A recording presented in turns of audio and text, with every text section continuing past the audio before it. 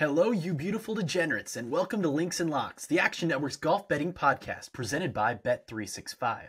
I'm your host, Roberto Arguello, and I'm excited to be joined by Spencer Aguiar this week as we break down the 2023 Worldwide Technology Championship from Cabo San Lucas, the first time ever that the PGA Tour has attended or has visited a Tiger Woods design course. Happens this week in Cabo at El Cardinal Golf Course in Diamante, at Diamante.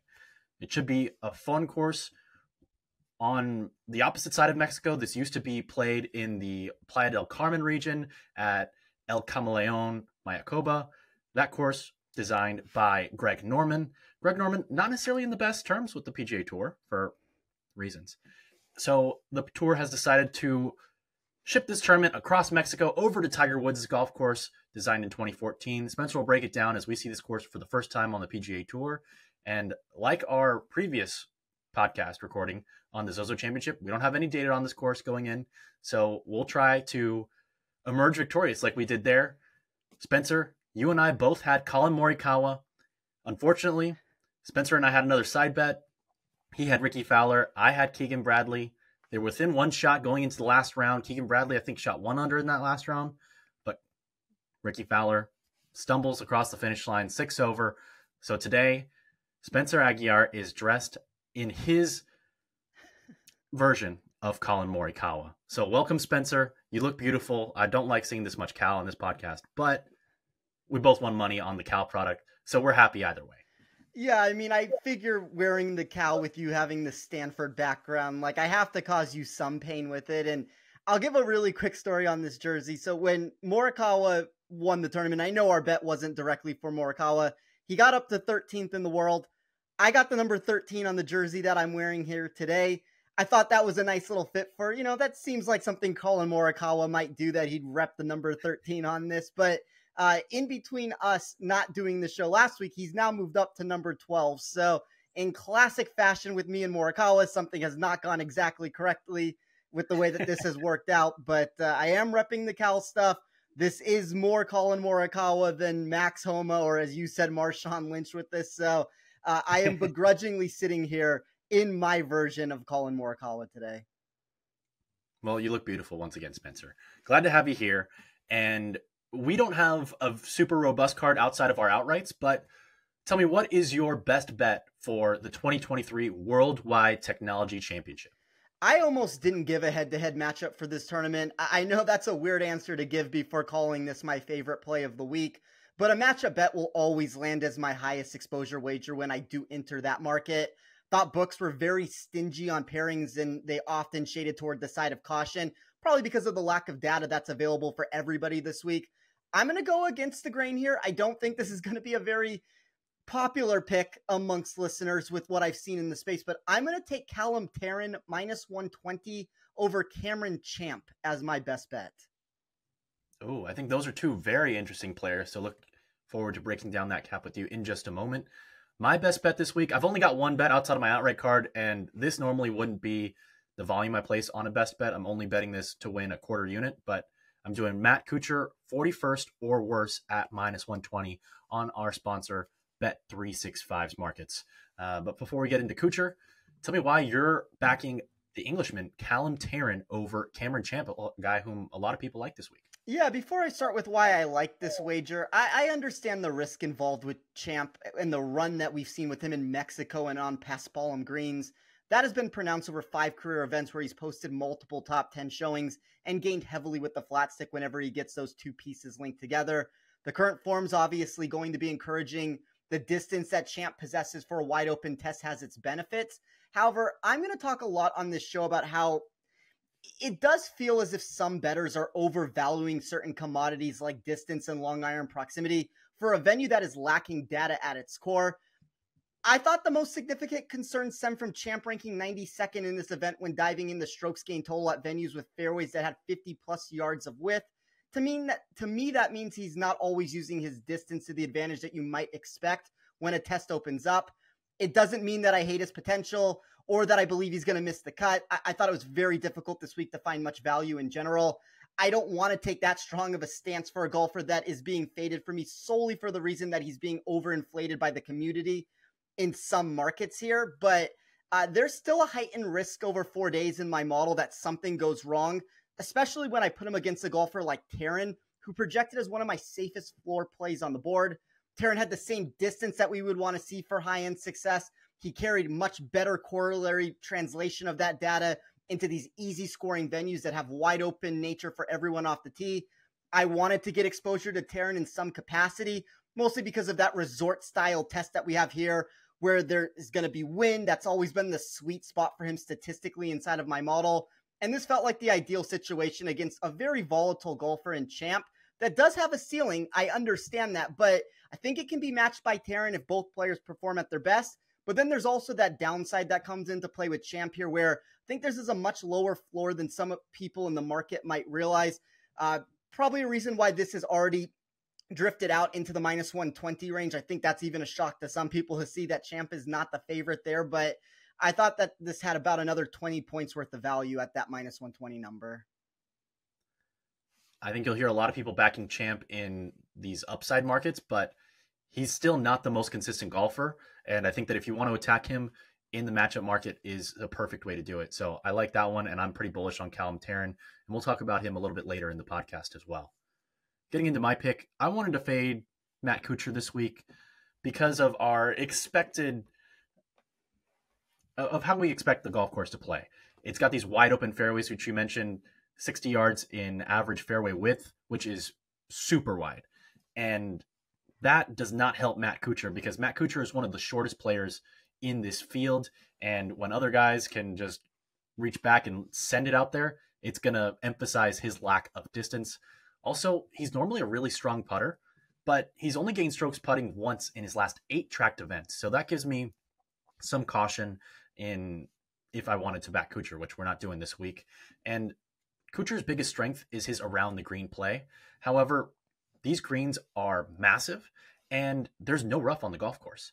So yes, he is also really elite at playing out of the sand, but you can't play out of the ocean and you can't chip from on the green normally. So I think some of his strengths in putting and around the green are neutralized this week.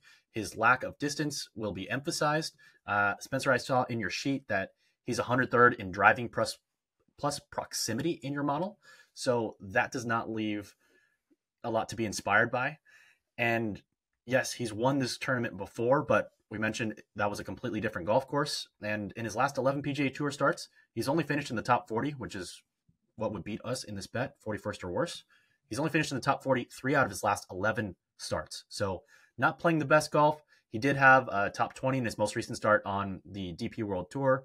He also had a T67, I believe, in his second most recent start on the DP World Tour. So he's just not playing as great a golf as he was at the beginning of 2023. And this feels like a golf course that he normally doesn't play at.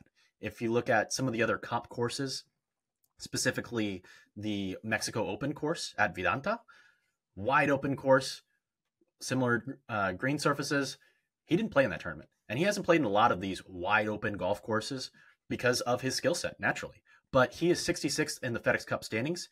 And right now, you want to be in the top 59 because that gets you into those first few signature events, or top 60 gets you into the first few signature events. And he's trying to do that. So without those signature events cut off, I don't think he'd be playing in this tournament unless he's only doing it because of sponsorships and he's a former winner. But all of this means that he's playing in this event, not necessarily because he wants to, but because he has to. And as a result, in addition to his statistical profile, I think I want to fade Matt Kuchar this week with 41st or worse, just betting it to win 0.25 units though. I'm conflicted with Kuchar this week, Roberto. I think that when you look at that driving and proximity data that you just talked about, obviously that's a concern. There's also a secondary concern that comes into play when you look at his recent metrics. He is bright red in my model when you look at the last 24 rounds in any strokes gain category that you can find. Do think that this is a good surface for him with these Paspalum greens here. I did see an increase in my model when you had these easy scoring tests and these wide open natures that you're going to get here. I don't really know what to expect. I think this is obviously a very broad sense of the answer I'm giving here, I think it's going to go one of two ways. I think he's either going to perform better than expected, or it's going to be one of these unmitigated disasters that we've seen from him recently where the ball striking is just not there. I don't know if I'm as aggressively taking him on as you are, but I do think he's one of those golfers that when you look at my model from a statistical perspective, a lot of it did go south. I'd also say that if you can find him in a to miss the cut market around plus 175 or better, I would look into that as well. I haven't been able to find him in that market yet. He's just not available on the handful of books that I've looked at there. But I think that's another interesting way to do it if you don't want to lay the juice at minus 120 or if you just don't have access to Bet365. Yeah. But Spencer, we mentioned that this is a new golf course on the PGA Tour, El Cardinal, as you are dressed in Cal gear, breaking down El Cardinal, designed by Tiger Woods. What do you make of the golf course, and what have you emphasized in your model this week? I think there's a really fine line between how to address these tournaments with little to no statistical information. It's always nice to come on a show and talk about all the reasons the data is pushing us in one direction or another. But we are playing such a guessing game with some of these answers that it can quickly turn south if we take the wrong approach. I tend to believe, and this is kind of where my Cameron Champ answer is coming from, that the public has done that to an extent with their overvaluing of distance and long iron proximity when we're talking about this week's venue. Like, trust me, I value both of those things myself. I'm going to talk about those answers frequently. There's reasons why I played some of those players, but I don't think that that can be the only substance that's pushing you in that direction. Like, there has to be a more fundamental significance to your projections than just saying, okay, well, this guy hits it far on a wide open test and this guy is good with his long iron play. There's elevation change here. I think you're going to have this turf that you're going to get a bunch of rollout. It's going to be hot and windy.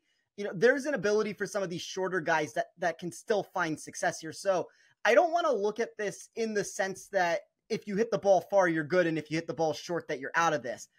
I took a different route. I examined how golfers have performed when given fairways that are 50 plus yards in width during past examples. I'd say that is a much more impactful answer than pure length because there are considerable elevation changes that I just talked about here. And really that stance goes for all explanations that we'll talk about today. I'd rather see how someone has performed on wide open tests, easy scoring conditions, fast fairways, slow greens, windy conditions, all those answers than some straightforward penciling in of something that may matter less than all of us think. Like, obviously we can still get the solutions wrong that I just discussed, but images that you look at for this venue or videos that you see will show the wide open nature of the property. There really isn't much danger as long as you aren't hitting it into a different area code. I can see the wind in the forecast. That's something that's easily projected. Vegas has an over-under of 23.5 under par as the winning score. These are all things that carry real significance and aren't just some, random guess that's being made for a venue with really no blueprint for us to follow. So I know that doesn't give a super in-depth outlook. I just think it's better to mimic historical trends on tracks that are built similarly to this than creating some, analytical return for no data that we can pull for the week. I think there's too many dangers there. So I built this card in a fashion that has a very low risk. I don't have very many wagers. I still think it has a high ceiling that comes into play. Roberto, you and I talked about this at the Zozo Championship. Neither one of us put much exposure into that tournament. Ended up being my fourth highest win of the season because of the Morikawa output. Obviously, I'm going to try to replicate that, but I think at the end of the day, for me, this is probably going to be an event where it's either a very small loss, or if I can get some of these outright markets correct, or if I can find an edge in the in-tournament market and this continually keeps moving in that direction, maybe I can find an edge there. But I think it's a very small exposure week at the end of the day. I agree. I have also shortened my target to win 6 units instead of a normal 8 units this week, just like we did at the Zozo.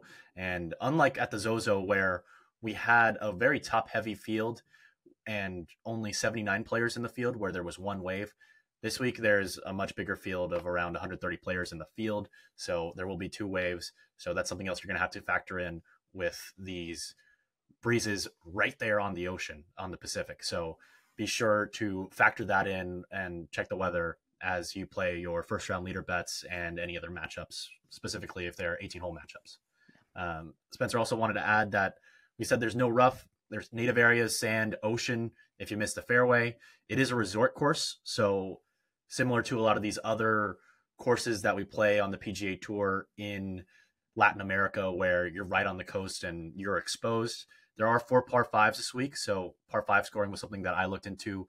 I don't believe we've had 4 par 5s on any of the other fall swing events so far this year. So that is, or maybe just one, maybe at the Shriners. And then big greens, of course. So also put a little bit more emphasis than I normally do on putting as well. The Paspalum greens just have such a small sample size that I didn't want to overweigh that, just because not everybody's played on those greens multiple times. So, or within a long enough time period that makes me comfortable in using that very much. But yeah, those are my initial thoughts on the course. So without further ado, Spencer, let's get into your outright card for the Worldwide Technology Championship here in Cabo San Lucas. I like these fall tournaments for the most part. Like, there's a nice edge to be found when you remove some of the built-in win equity of names like Scotty Scheffler, Jon Rahm, Rory McIlroy. I know that's something we talk about a lot on this show. I don't know if the edge transfers cleanly into a week like this, since we don't have long-term data to pull from when it comes to the course. But I still thought it was an interesting board to take some shots with. I started this with Beau Hossler at 30-1. It takes a more recent outlook with Hossler's profile to skyrocket him as far up my model as he got this week. For anybody out there that does not have access to my model or didn't see the images that I post on Twitter, he got to number 1 overall for me.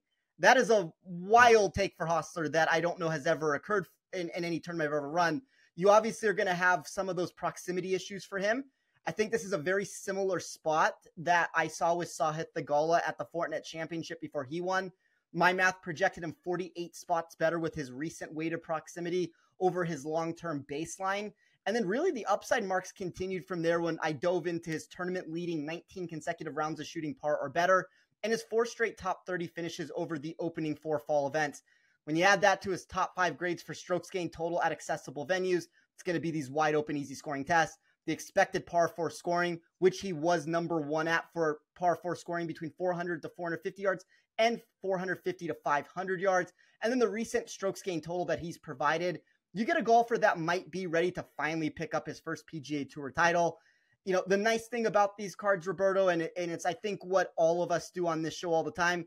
Like, if you gave me one bet to make for the outright market, I would probably bet this one.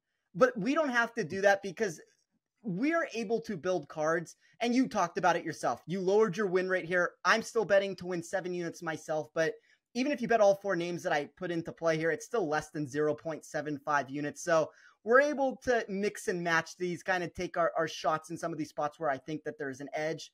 I moved into Davis Thompson at 50-1. I think every golfer on this card that I'm going to talk about this week or for this tournament has provided some semblance of recent success to begin the offseason. You're obviously going to have the high-end marks of a Hossler who has bettered every finish over the 4 events, all the way to a Davis Thompson here, a golfer that has yet to pop inside the top 10, but has steadily produced 3 top 35 finishes during a stretch that has seen him gain a minimum of 3.8 shots off the tee and approach in each start. The ability to make enough putts to win a 25 under par contest is probably going to be the ask that he's going to need to answer if he wants to enter the winner's circle. But it's not as if we haven't seen that before with him at a Birdie Fest in past tournaments. You look at the American Express earlier this year, he got the 26 under par, just lost to Jon Rahm in that tournament. There's an intrigue of this 26 spot improvement for putting that he delivers inside of my model over the last 24 rounds. All that adds to the optimism, and you talked about this a second ago. I do think par 5 scoring is going to matter here. He's number 1 in my model for par 5 birdie or better percentage. There's some golfers, maybe with Cameron Champ here, and I know I keep going back to him, and I don't want to keep picking on one player here because there's a lot of players that fit into this mold. Just the one player that I keep talking about where I don't know if the distance plays as cleanly as you would expect it to. Thompson is an example here where I think his distance actually plays really well on corollary comp courses that are similar to this in the past. So I took him at 50-1. I bet Nick Hardy at 80-1. It's extremely boom or bust outlook with Hardy.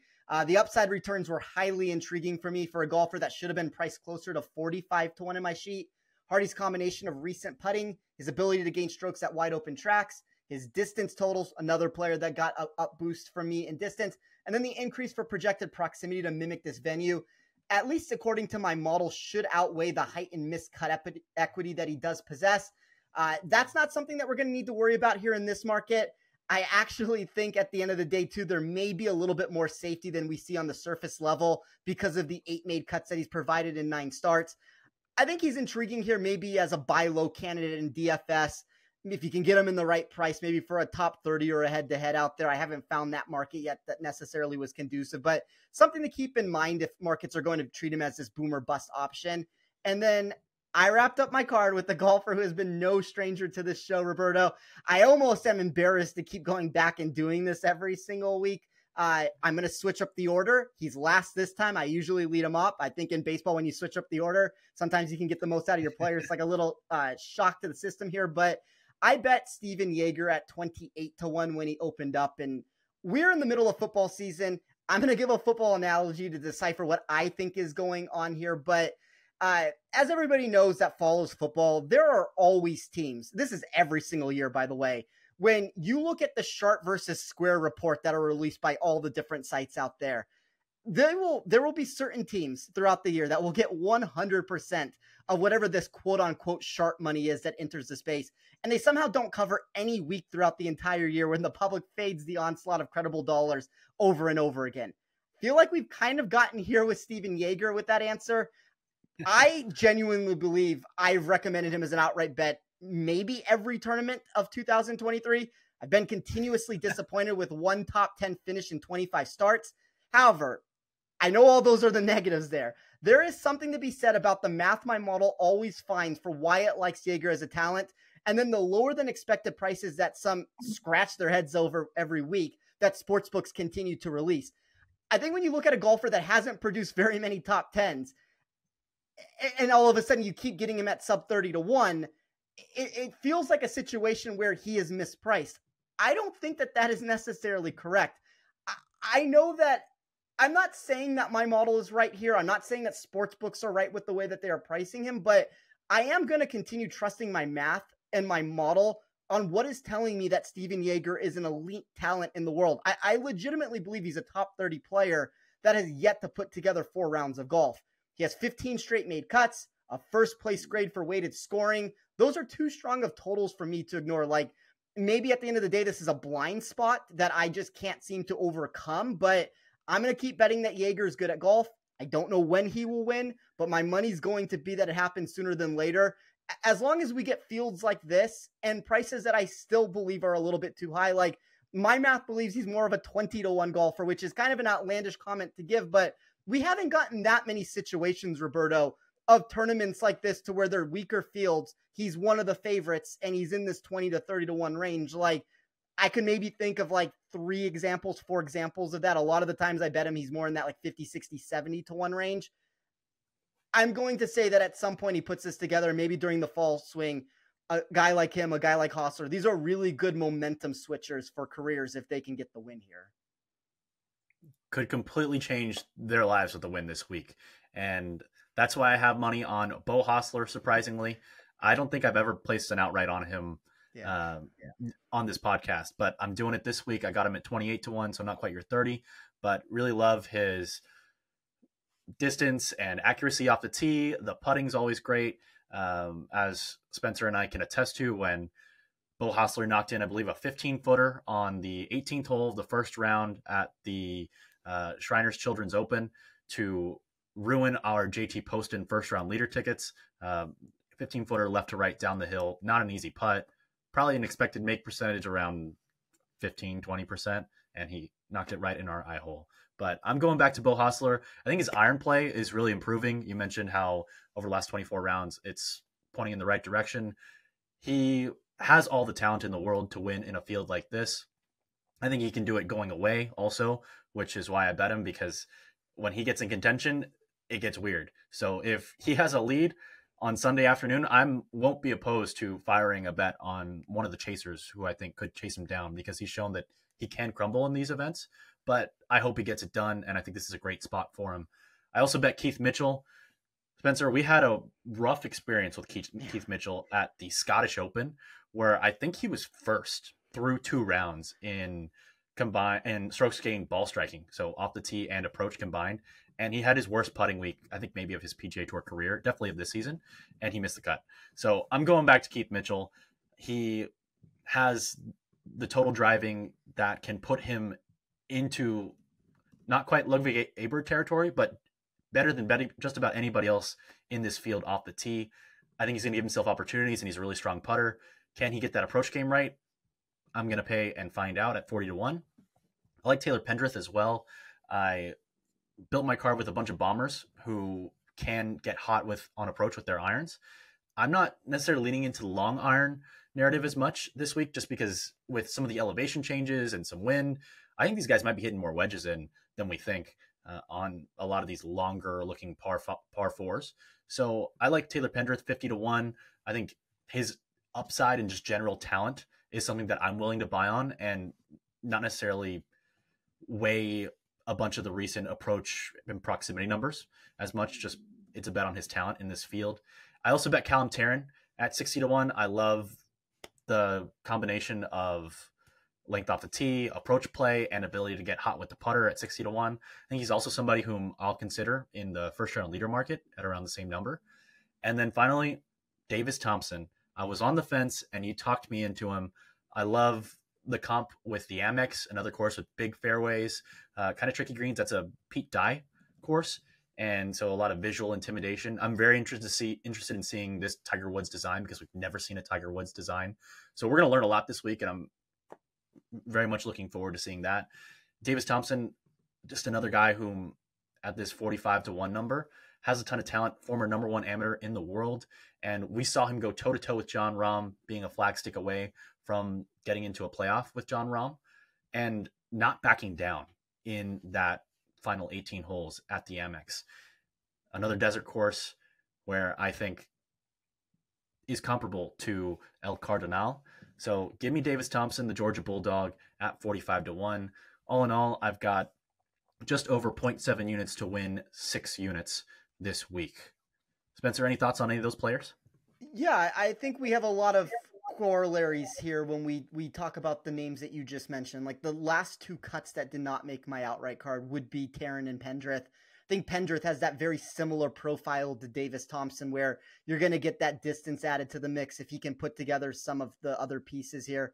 He has a lot of upside. I didn't get to Tarren in the outright market. Obviously, I talked about ways I wanted to get to him in the head-to-head bet that I took. And then just to throw out, well, actually, before I do that, because, I mean, I've done this too many times, I want to talk about Keith Mitchell because you brought him up.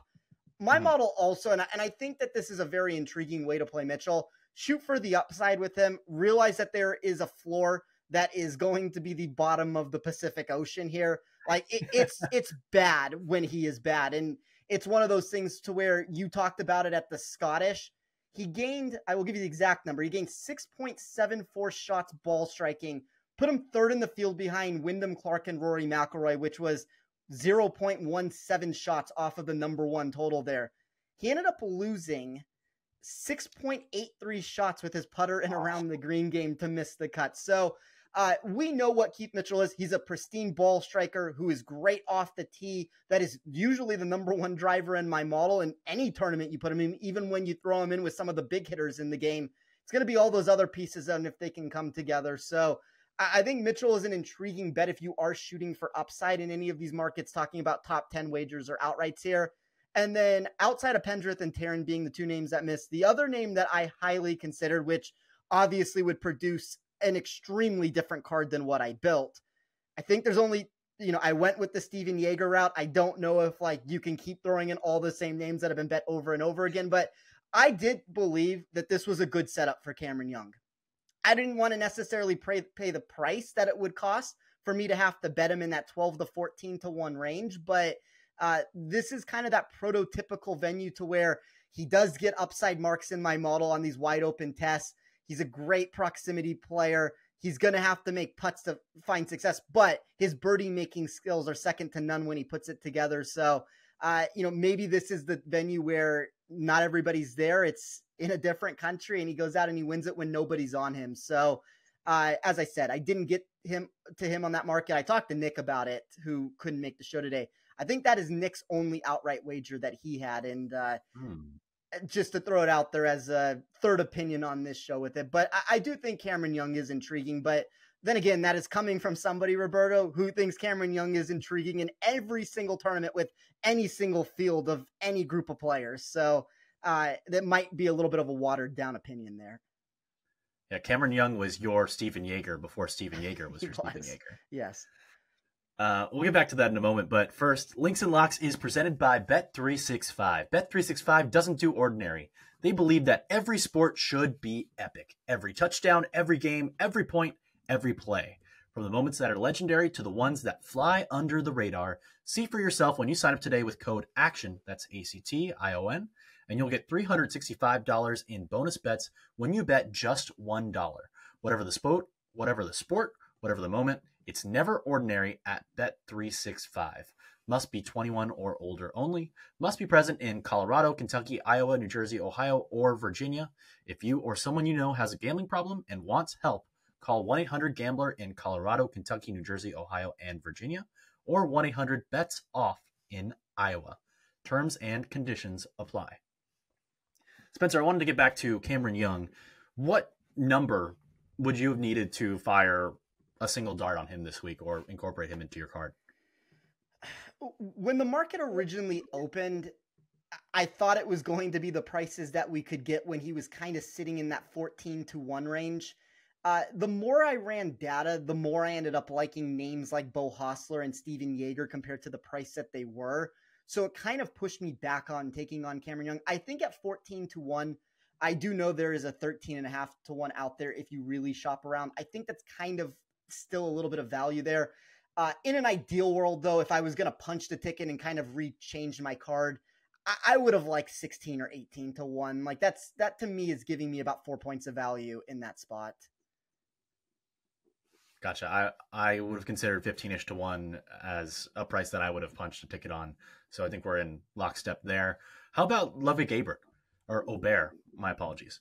He is the tournament favorite, 9-1 this week. What are your thoughts on him? And if you have a number that you would have needed to punch a ticket on him, what would that have been? I know I just gave this answer with Cameron Young, but it's kind of the sentiment that I usually share with a lot of these young players that are extremely talented that have not won. I think you can oftentimes play the chasing game with them when you keep making these bets at anywhere between, let's just call it like 8-14-1, when you make the bets and at some point it has reached. And by the way, I did that with Xander Schauffele to the point where if you go and you look at every single golfer that I have bet on in the history of me placing golf bets, it's Rahm and Schauffele that continue to bite me over and over again because I kept betting them at these, 8-15-1 numbers, and they just didn't get across the finish line as frequently as I needed. And obviously when Rahm started to do so, he did it at numbers that were like 4, 5, and 6-1 at a certain point with it. So they weren't really conducive to be bet. I'm kind of in the spot where I think Aberg can win this tournament. That's like an understatement of the century here that I'm giving, but I'd rather just make him beat me at these numbers. I think it's a very similar answer to Cameron Young, to where in that 12-14-1 range would be where I would have it, to be fair. If you could give me 14, 15, 16-1, I might close my eyes and take a shot here because I do think this is a nice course setup for him, but I just don't think we've reached the point right now with the way books are pricing him where that's going to be a conducive answer. Like, let's see where this is at when the new season starts. If he doesn't have a win, if he can get into some of these elevated events, and maybe now he can get into that 30-1 range, which might be a pipe dream. I don't know if that's going to be the case. He might just be a sub 22-1 golfer moving forward. Spencer, any other bets you have on your card this week? No, I mean, we could rapid fire off some players that I was intrigued with. I'd love to get your thoughts on them. And this is kind of going back down the same road of players that I am higher on than consensus every single week to begin with. I thought Thomas Dietrich was intriguing. I wish that number would have been a little bit higher than we were getting at that 30-1 range. I think right now the best you can find in the market, if you shop around, has moved and drifted more into that 40-1 range if you really find the right price. I think that's an intriguing number if you have a clean card still that you want to jump into. This feels like a nice resort style course for him where he can use some of his skills on the setup of the holes that I had. I would like to get your thoughts on him. And then I think we just at least need to mention his name because along with Cameron Champ, he is on everybody's card this week. He might not be on your and my card, but he's on everybody else's. Akshay Bhatia. Yeah, so I think these are two very intriguing players and players whom I'll definitely consider in my first round leader market. I think Dietrich specifically is intriguing and it makes sense why he's priced a little bit shorter than Bhatia is because of that driver putter combination, which Bhatia lacks the putter. And Dietrich, not only is he strong with the putter, but he's in great form with the putter. He's gained strokes putting in 5 of his last 6 track tournaments and done it pretty positively in all 5 of those in which he's gained. Really strong off the tee. The approach play gives me pause. I don't see as high of an upside on approach as I do with some other players in this range, and so that's why I chose to go in other directions. Bhatia was the first golfer who missed my outright card, but just because of the putter, I thought that there were players like a Keith Mitchell who have better putters and Callum Tarrant, whom at 60 to 1 versus Bhatia in the 35, 40 to 1, I thought it made sense to add Tarrant instead of Bhatia. But Bhatia is someone whom I'll consider in the first round leader market as well. He can get hot with the putter. Unfortunately, we don't know exactly how many strokes gained putting he had when he won over in Napa, over in Lake Tahoe earlier this summer. So wish we had a little bit better breakdown of how he won that tournament over another Cardinal in the playoff, Patrick Rogers. I like Bhatia a lot. I think he's got upside. We know he's one of the younger players on the PGA Tour right now. So we're still figuring out exactly how much upside he has. And I think he's someone I'll very strongly consider in the first round leader market. We've heard of him for longer than we've heard of Ludvig Aberg, but he's younger than Aberg. He's still 21 years old. So the putter kept me off of the outright card, but the approach play also gave me a little bit of cause for concern. He's been all over the place. He'll gain strokes in any facet of his game, but he can also lose them in a hurry. But the putting, if you look at his data golf profile, very, very red. On approach, he's lost strokes in each of his last 4 track tournaments. So I've been betting him over this span. I think I'm laying off this week, at least in the outright market. But we'll see what happens in the day-to-day. If we can find a matchup, maybe honestly fading him because of that volatility, I think that could be intriguing as well. Yeah, I couldn't figure out how I exactly wanted to get exposure or a lack of exposure if I was going to take him on. I think you kind of summarized the thoughts that I would have also. My model did like him from an upside answer. Like anybody who got him in that 40 to 1 range when some of those numbers open, I think that's a fine outright bet where you're taking a guy who clearly likes these resort style courses on these paspalum sort of greens here. Nice setup for him. Bhatia also has dominated at these coastal events. Looking at some of his stronger finishes this year on tour, the Mexico Open, he was 4th. We mentioned earlier how the course of Vidanta, similar to this one, huge fairways, coastal, and he did really well that week. That was also his best putting week of the season. So, and also his second best week on approach. And then looking otherwise, the only other tournament he's finished better than 4th, a solo second at the Puerto Rico Open. No data available there, unfortunately. Last year, his best finishes on the Korn Ferry Tour, or actually this was this year, this was in January, before he got special temporary status on the PGA Tour. At the Bahamas Great Abaco Classic, T7. At the Bahamas Great Eczema Classic, T4. So clearly, something clicks for him on these coastal courses. Still relatively small sample size, but every single one of them, it feels like he's done well. So I'm intrigued to see how he plays this week and going forward, because he's still a guy we don't have a ton of data on. Yeah, I mean, we're obviously dealing with a limited sample size here, so I want to throw that out before this becomes, an outlandish comment here. But he's the number 1 player in my model when you take similar courses and you try to project it into what this venue could be. So, as I said, from an outright answer, I think all of that makes logical sense here. I do think there's a little bit more volatility than may meet the eye for the reasons that you talked about during your breakdown of it. But if I'm directly comparing in this spot, and maybe, obviously this blows up in my face potentially, but I think he is good chalk if you want to talk about outright bets that have been made by the public over and over again, where I would say a player like Cameron Champ would probably be bad chalk for me, just because I can see the upside that everybody is looking at, but I think there's even more volatility that over the course of 4 days, I don't know. It feels like something's going to go wrong, even if that means he's in the lead heading into Sunday and all of a sudden he blows himself off the course. And you talked about it. There's no rough and there's 50 plus on average yard width fairways here. But, you know, if you do miss, you are in major, major, major trouble. And Cameron Champ does have the propensity that when he misses, he can miss badly. So it's just something to keep in mind. Any other golfers you were intrigued by who almost made your card? No, that's probably it for me. As I said, it's going to be a very limited output. Like, I'm happy you brought up Keith Mitchell. I think he's a boomer bust candidate that should be considered as an outright bet. I know that there some intrigue in the space on Chris Gotterup. I don't know. My model has him top 25. Don't necessarily have a strong take beyond that. I think he's kind of priced as such in the market. Happy you talked about Taylor Pendrith. I think he's a player that is gaining more steam than I thought he was going to in various markets. I thought he was going to go completely under the radar, but I think there's good reason behind that. And then, I mean, the only other player for me that I guess saw a massive boost when we're talking about his difference between safety and upside would be Doug Gim here. Gim jumped inside the top 15 for me in a lot of iterations of how I ran my model. Couldn't figure out how I wanted to get exposure to him in any way. I thought the price was fair enough that I didn't want to back him in any way with it. But no, it's going to be a very light card at the end of the day. Want to get your thoughts on these two guys, and then we can get out of here. Emiliano Grillo and JJ Spawn are both 30-1 in the outright market.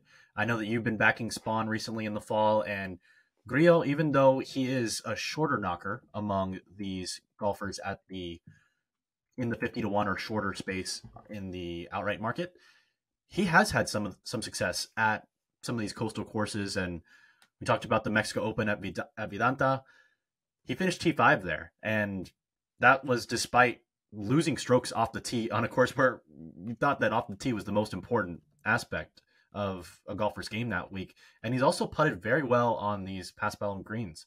And Grillo, one of the few Latin Americans in this field who is in the 50-1 or shorter range, who has played on this type of surface or putted on this type of surface much more often than you would think a lot of his peers have. I think for Spawn, you know, I mean, obviously there can only be so many names that just missed your card. Spawn kind of seems to be that player every single week for me, to where he doesn't have enough win equity to where he doesn't end up making my card. I considered him at the Zozo, didn't quite get there, but he was a top 10 win equity player at the very bottom end of that total. Ended up going the aggressive route with Morikawa and Fowler instead, which ended up paying off in that fashion with it. I think Spawn, if we're directly comparing him, I think he's very similar to a Thomas Dietrich. I think there's top 10 win equity on both of those players. I'd say I'm a little bit lower than consensus on Grillo. He's outside the top 15 for me in my model. If directly comparing, I would rather play the Hosslers, the Dietrichs, the Spawns, the Akshay answers than Grillo there. I will add Jaeger into that mix because obviously I have the bet on Jaeger. So he missed all of those names, but when you're looking at that 28 to 35-1 section, like he probably falls beneath everybody that for me that's not named Luke List and Justin Suh probably. Like I would rather have every other name over Grillo, even if I do think, I mean, he's fine in the grand scheme of things. It's just, you only can bet so many players at the end of the day. I'm glad you brought up Luke List. So prior to the Travelers Championship in June, he had played roughly 20 events on the PGA Tour, gained strokes putting in just 3 of them. He might be since good the now. Travelers, Putter, yeah. Since the Travelers Championship, this is a span of 6 starts on the PGA Tour. He's gained strokes 4 times. So what has happened to Luke List? He used to be by far the worst putter on the PGA Tour, and I was shocked when I looked into the numbers after his win at the Sanderson Farms Championship, where he knocked in the 40-foot putt. He gained over a stroke per round putting, which was the only time he's done that so far this season on the PGA Tour. And he lost strokes on approach, which is not at all what you would expect from Luke List if he's going to win, because he is a striper. He is one of the better approach players, and off the tee players on the PGA Tour, and the fact that he lost strokes on approach and he can win a golf tournament like that unlocks another level of Luke List. I'm very intrigued. I'm not willing to buy on him on a course where you said the winning total is set at 23.5 under par. I'm not buying that he can get that low, but given what we've seen in the last 6 starts, maybe there's a little bit more of a chance than I price in. I'm not counting on Lightning to strike twice. If he hadn't have won at the Sanderson Farms, maybe I'd be more likely to bet him this week. But Luke List is somebody I've got my eye on going into next season, because he has the type of game where in 2024, if he is an improved putter, he could be in Keegan Bradley or in Keegan Bradley type of range, where he's not as elite of a ball striker as Bradley, but he's good enough that if he putts well and stripes the ball at his level of play, he can win a golf tournament against some of the big boys. And we've already seen that when he outdueled Will Zalatoris at Torrey Pines a couple of years ago. I think it's players like him that when you do see that change in their game, that all of a sudden they have a bigger upside. Like Luke List can play at big boy golf courses. He has that sort of a game. I agree. I don't think the iron play is necessarily as great. The long distance iron play is going to be better than some of the shorter proximity ranges. Obviously one of the longest players on tour, but we have seen it historically with a lot of these names that when they do add something different, and if List can be, I don't know, a neutral putter compared to the field, all of a sudden his upside is exponentially higher than it used to be. So I don't know if I love him here for the reasons that you said. He is just inside the top 50 for me in expected birdie or better percentage at a venue that probably is going to have about a 25 under par total to win. I think it's reasonable to expect him to get somewhere around that 11 or 12 under par range. I don't expect a bad showing from him necessarily, but if we're talking about win equity, I would actually rather him at a difficult test than one of these venues where you need to make birdies in bunches. Spencer, one final question, then I'll let you get out of here. What would you rather take? More under par than 23.5 under, or less under par than 23.5 under, if you had to bet it? It's hard for me to imagine. And this is obviously us playing the guessing game here of not knowing, but it's so hard for me to believe that Tiger Woods' name can be attached to a course where we're going to get some 27 under par winner. Now, Vegas has put it in that 23.5 under par range, which gives me major trepidation that this is going to be something that is going to be, we get into that number there. But I'm going to say that the winning total is, I don't know if I'm answering this the correct way from what you asked, it would be worse than that. Like I say, it'll be somewhere in that like 17 to 23 under number versus going higher than that total. I still think there's wind at the end of the day. It worries me a little bit that there doesn't seem to be much room or much place, too many places that you can miss. So obviously there's a bit of a concern with that answer, that if somebody gets hot over 4 days and makes putts, that anything can happen, but they are still large greens. You know, they're going to be a slow, sticky surface from my understanding. I mean, that's usually paspalum surfaces, is you get that sticky texture from it. I don't know. I'll say the winning score ends up being 22 under par. I was going to say 21 under. So I agree with you. I would take a worse score than 23.5 under par as well. The Mexico Open of Vidanta, only one player got lower than 23.5 under par. That was Tony Finau. He won by 3 at 24 under exactly. There's no Tony Finau in this field this week, nor John Rahm, who was the only other player to get lower than 19 under par in that tournament. He got to 21 under. So I would take more than the number of strokes required to get to 23.5 under par. Spencer, where can the people find you and your work this week?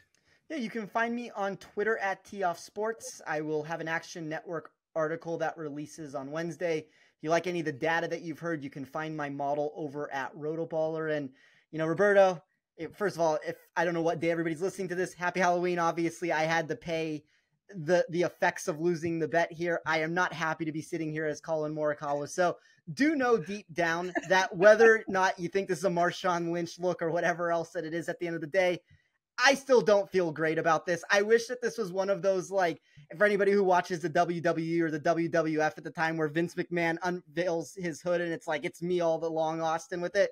I wish I could flip around on the back of my jersey, said Lynch or Homa or somebody that wasn't Colin Morikawa. But unfortunately, this was me paying off my bet to you or my debt to you here with the Colin Morikawa thing. So I don't feel great about it. Well, you're a man of your word, and I appreciate it. You still look beautiful, and I should have made you dress up as Rory Sabatini, but that was a miss on my part. You can find our partner, Nick Bratwish, at Sticks Picks on Twitter. He's been setting out NFL winners, and every now and then that wild little hammer kid appears, and that kid just always got cash in his back pocket. So shout out to Nick. We'll have him on the podcast sooner than later. I want to give a big thanks to everybody who makes this podcast possible, especially our producers, Noah Niederhofer and Matt Mitchell. And I want to give a big thanks to all of our listeners, watchers on YouTube as well. Subscribe, unsubscribe, subscribe again, send a like, grab your friend's phone, subscribe, unsubscribe, subscribe again, tell a friend, tell an enemy. Help us out any way you can. We always appreciate it, and it really does make a difference for us. So thanks for all of your support, and thanks for tuning into our Worldwide Technology Championship preview for the first time that the PGA Tour heads to a Tiger Woods design golf course at El Cardinal. Here's hoping we hit the green down there in Cabo San Lucas.